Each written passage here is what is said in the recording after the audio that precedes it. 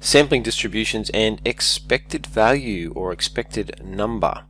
So we're going to combine these two things which we've seen separately through an example. Okay, so this isn't too hard. Prices for new half-acre blocks of land in some coastal region are distributed such that the mean price is $310,000, the standard deviation is $81,000. We've got 50 samples of these sort of blocks and they're randomly collected from the region.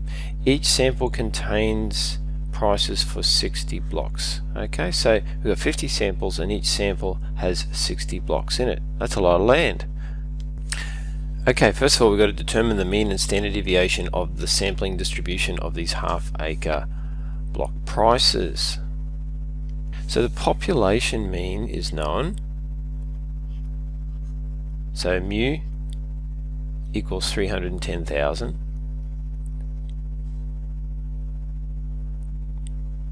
The population standard deviation is known. That's handy, isn't it? That's 81,000.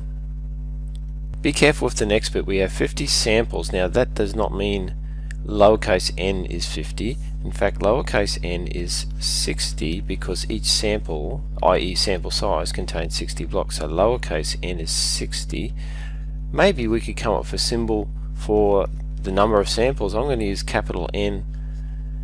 So, alright, I'll say let n be number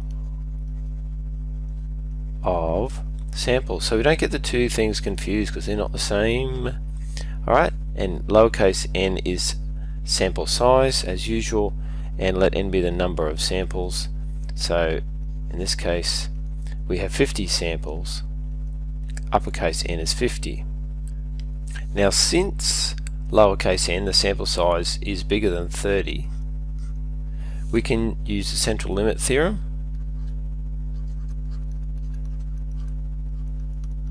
We can apply the central limit theorem, which we've looked at previously. So n is greater than 30, so that's all cool. And we can assume a normal distribution. Therefore, we have the following, which I'll put over here.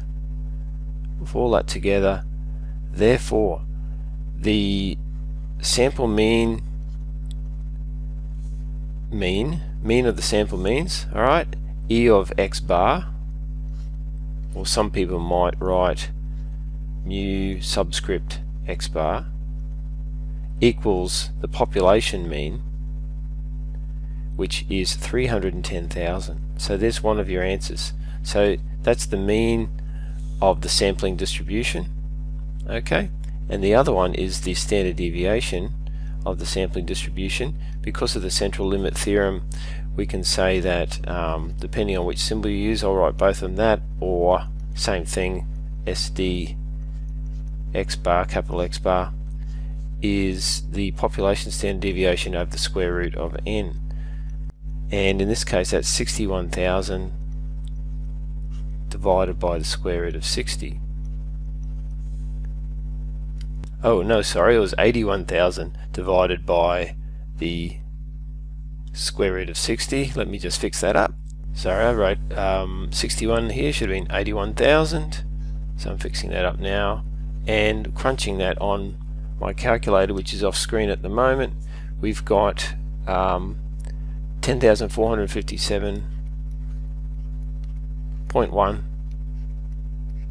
Okay, because it's money, I'll just put the extra digit there. Okay, so that's the sampling distribution.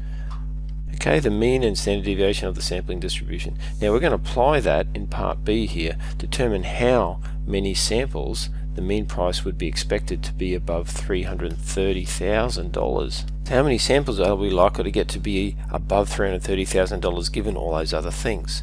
Okay, well, we first this is where the expected value is. Okay, expected value, remember, is an application of probability. So expected value or expected number means the same thing. Expected number or expected value equals, in this case it'll be the number of samples, n, capital N, times the probability of getting above $330,000 showing up in a sample. So I've just written that in there. So we need to find that. We know n, that's straight in front of us there, but what about the probability? Let's work that out there. So we've got the probability that capital X bar is above 330,000. Okay, so we cross to our technology and we go to probability on the T-Inspire distributions, normal distribution, normal CDF, and we enter those things in. Now it's above 330,000, so 330,000, there we go, is our start, and this is a non-cas, so I have to do this to replicate infinity. It's a pretty big number, but I think you'd agree. And the mean was the mean of the population because of the central limit theorem, which is 310,000. And standard deviation, we calculated, you might remember just down there is 10,457.1. So we enter that 10,457.1 in. Okay, so we get a probability of 0.0279.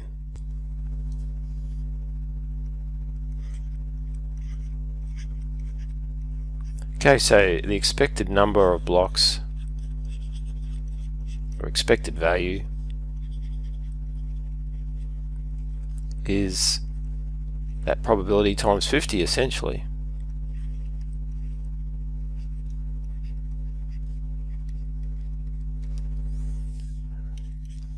Alright, let's do that bit. I'll put the calculator up again.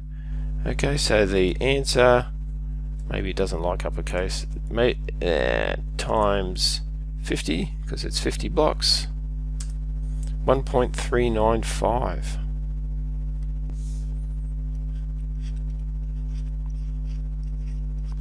Now, last time I checked, you can't buy 1.395 blocks. Okay, you can't own 1.395 blocks.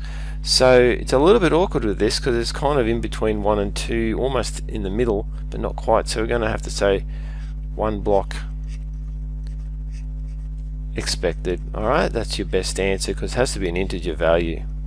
So we'd expect 1 block to be in such a sample.